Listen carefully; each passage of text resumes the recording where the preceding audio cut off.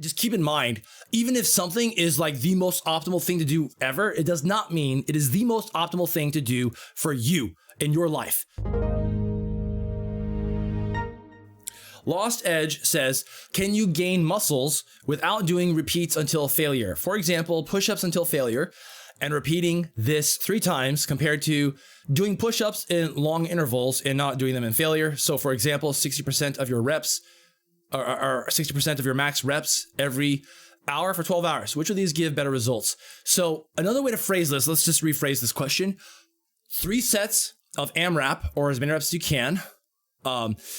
Let's just say you do 3 sets of 30.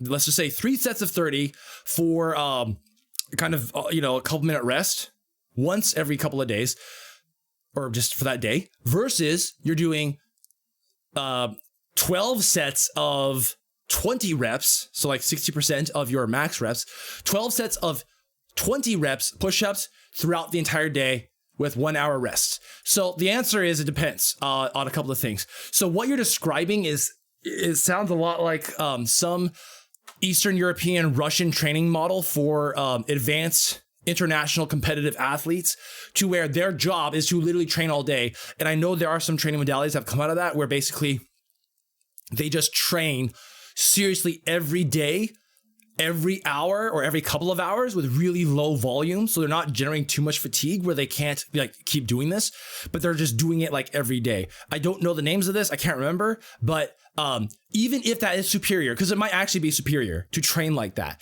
The problem is, even though it sounds so optimal, it may not be practical for us to actually follow that.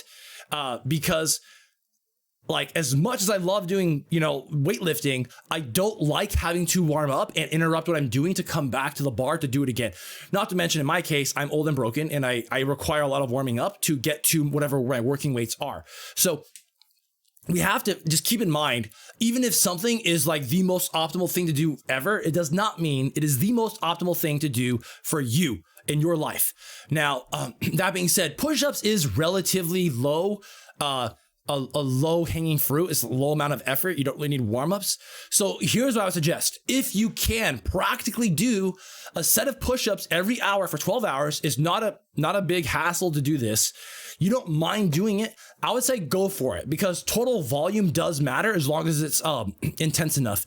I would also look at how many push-ups you're doing. I would even consider making sure they're hard enough that you're not doing more than 20 reps, just to make the intensity a decent amount of intensity.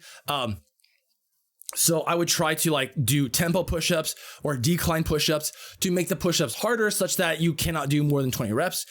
And then I would be also checking to make sure that you're not getting too sore, that you do like one set every hour.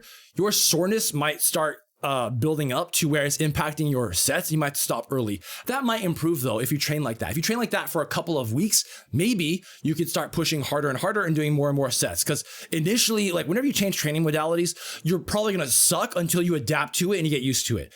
So is it going to be better? Maybe. On the one hand, it's more volume. On the other hand, it's not practical. On the other hand, like you might be generating too much fatigue depending on how hard you're pushing, into where even resting an hour is not good enough. And in fact, it might make it worse because you're cooling off. So in general, no, I don't recommend that for people, because I think it's just not practical. At the end of the day, I care about what's practical and sustainable. Okay. If you like the content, comment and subscribe on YouTube. Also, follow us on Twitch and leave the notifications on. Feed your brain, feed your body, and see you next time.